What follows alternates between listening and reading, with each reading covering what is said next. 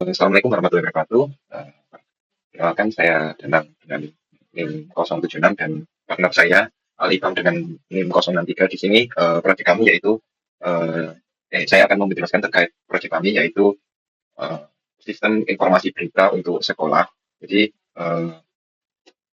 di sini saya akan mendemokan sistem informasi sekolah yang telah saya bangun menggunakan React.js dan Firebase sebagai database-nya. Jadi yaitu Firebase itu adalah database NoSQL dari Google.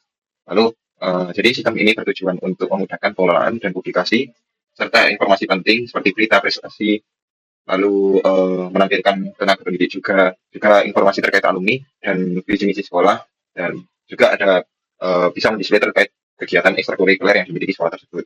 Jadi di sini sistem saya itu masih berisikan data dummy, jadi kita mengisi dengan data dummy untuk sebagai testingnya. Nah, jadi saat pertama kali user memasuki halaman ini, maka akan diarahkan ke dalam halaman beranda atau homepage. Nah, di halaman ini pengunjung bisa melihat informasi itu seperti di sini di atas navigasi itu ada di sini logo yang dimana nanti ketika diklik itu akan mengembalikan ke homepage lagi. Lalu di sini ada profil sekolah yang nanti yang mengarahkan ke dalam halaman sejarah dan visi misi. Lalu berita ini yang berfungsi masih berita terbaru. Ini adalah prestasi. Profil alumni juga masih berfungsi dan kontak. Kontak ini nanti akan berisikan kontak dari dan alamat dari sekolah tersebut. Nah, jadi di halaman ini pengunjung bisa melihat informasi seperti berita terbaru. Nah, terus untuk ini adalah halaman ekstrakurikuler, lalu ini halaman prestasi terbaru. Jadi di sini nanti akan terdisplay uh, apa ya istilahnya itu seperti thumbnail gitu. Jadi ringkasan dari berita tersebut. Juga di sini lalu ada tempat untuk display guru dan tenaga pendidikan. Di sini akan menampilkan informasi dari guru, lalu mengambil pelajaran mata pelajaran apa dan fotonya juga. Lalu di sini ada profil alumni yang dimana nanti akan menampilkan nama alumni, foto, lalu juga deskripsi terkait apa yang telah dicapai dulu. Nah, di sini ada halaman kontak yang dimana akan di sini di bagian kiri itu ada display terkait uh, Maps atau Gmaps dari lokasi sekolah tersebut. Nah, yang dimana ini mengambil API dari uh, Google Maps. Lalu di sini ada kontak yang berisikan email, alamat, dan telepon dari sekolah tersebut. Nah, di sini juga ada footer yang dimana nanti di sini ada penjelasannya. Ini masih data dummy juga penjelasan dari sekolahnya.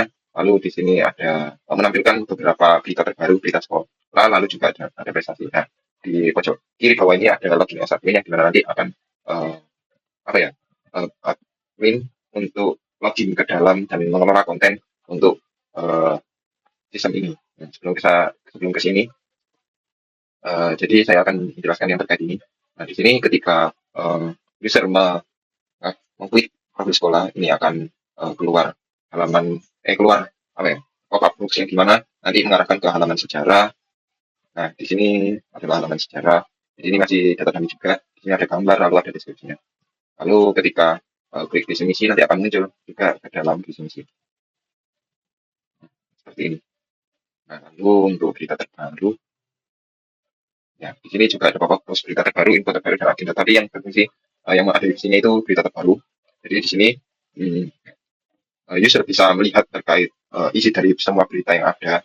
Lalu nanti di sini juga ada menu pencarian yang dimana nanti akan keluar misal 6, ya nanti akan muncul seperti itu. Nah, nanti akan langsung diarahkan ke dalam beritanya. Lalu di sini juga ada menu filter tapi masih belum berfungsi. Ini juga. Nah, nah, ketika di sini kan ada button read more yang dimana nanti ketika di read more akan langsung ke dalam berita tersebut, detail dari berita tersebut. Nah, lalu di sini ada kalau semisal kita klik ini maka akan kembali lagi. Nah, ketika klik prestasi maka juga kurang lebih tampilannya sama seperti berita terbaru. Di sini ada menu filter yang sudah bisa jalan karena di sini rata-rata 2025 semua. Maka ketika kita klik 2024 maka tidak muncul apa-apa. Ini adalah menu pencarian filter. Lihat di klik button read more juga masih belum berfungsi.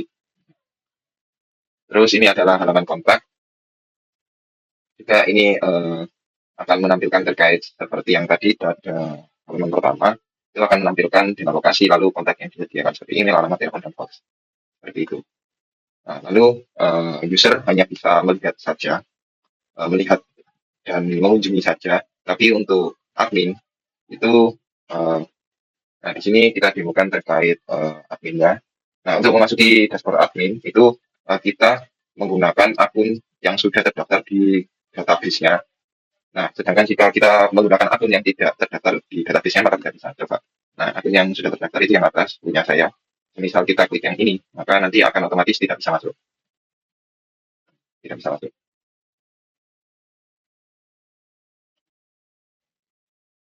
Karena sudah disetting untuk admin yang bisa masuk login email, gagal email Anda tidak terdaftar.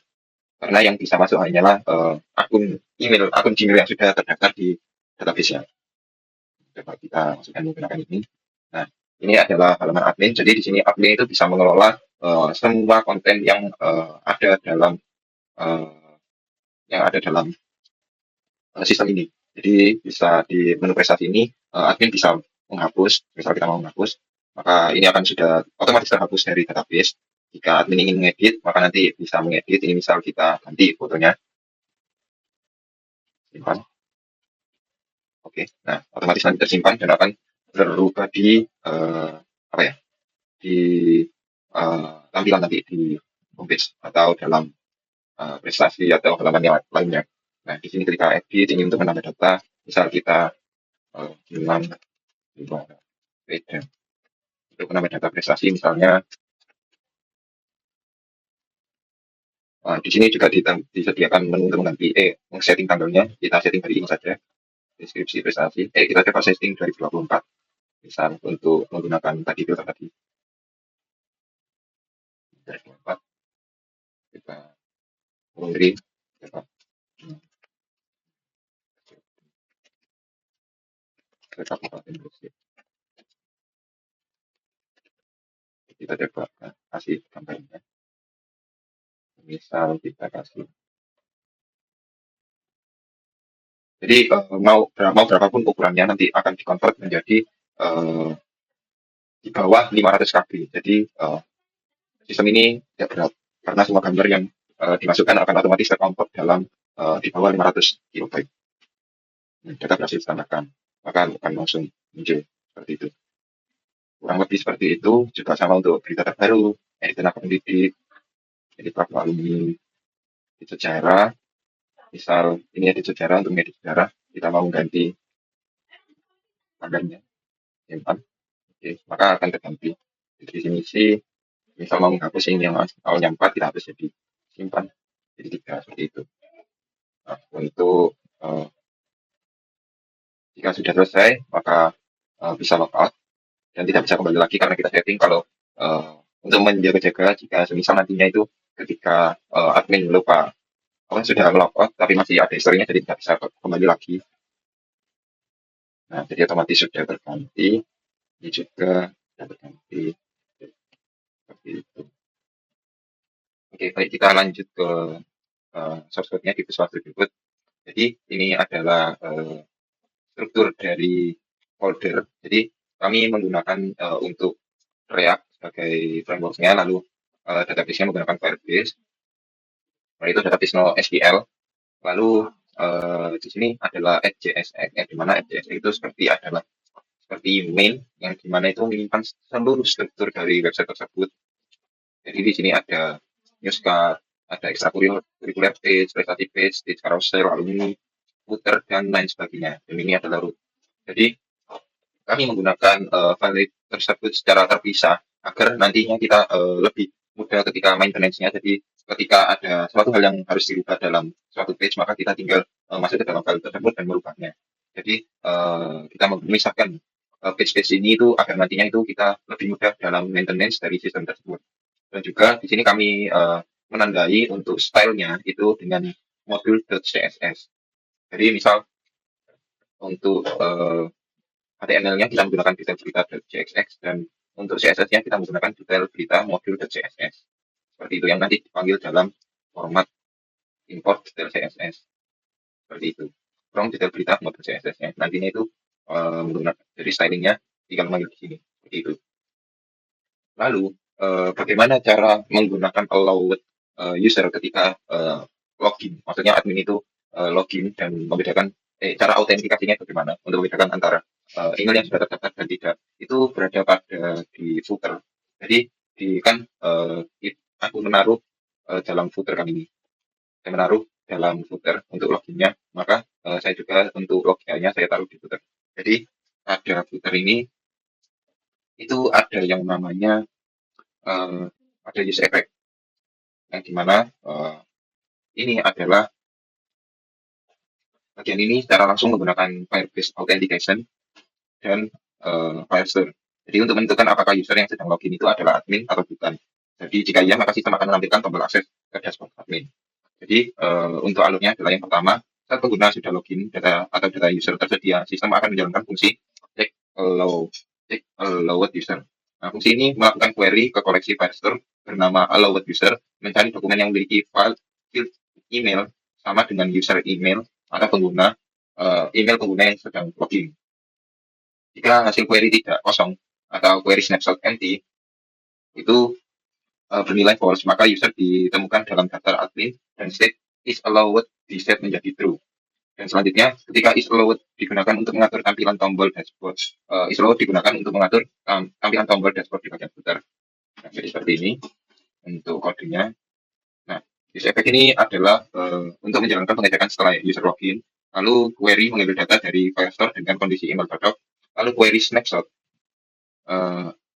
empty bernilai false jika data ditemukan, lalu set is allowed true menandai user sebagai admin. Nah, jika is allowed true, maka komponen footer akan menampilkan tombol dashboard yang mengarah ke halaman admin. Seperti itu. Lalu saya sedikit menjelaskan terkait bagaimana database, maksudnya memasukkan file-file yang sudah diinputkan oleh admin ke dalam database. Saya ambil contoh di prestasi form itu ya. Jadi ada yang namanya use submit. Nah, jadi ada yang namanya use submit. Ini adalah salah satu contoh untuk memasukkan gambar ke dalam file list atau ke dalam database-nya. Jadi tujuannya itu adalah menyimpan data yang diinput oleh admin ke Firestore, misalnya data berita, prestasi guru, alumni sejarah, dan visi misi. Lalu untuk penjelasannya yaitu ketika admin mengisi form pada dashboard, saya berikan contoh, sebentar saya login dulu.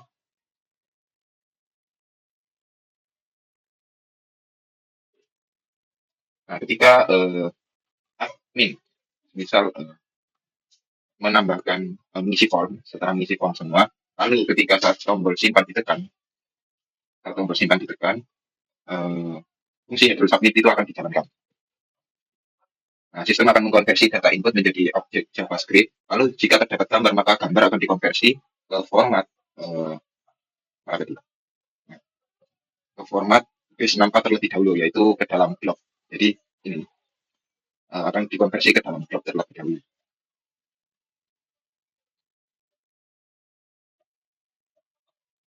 Nah, untuk jika terdapat gambar, nah sistem akan menambahkan field create, add atau waktu pembuatan dan create by atau UI di admin login, lalu data dikirim ke Firestore menggunakan fungsi add-doc. Menggunakan fungsi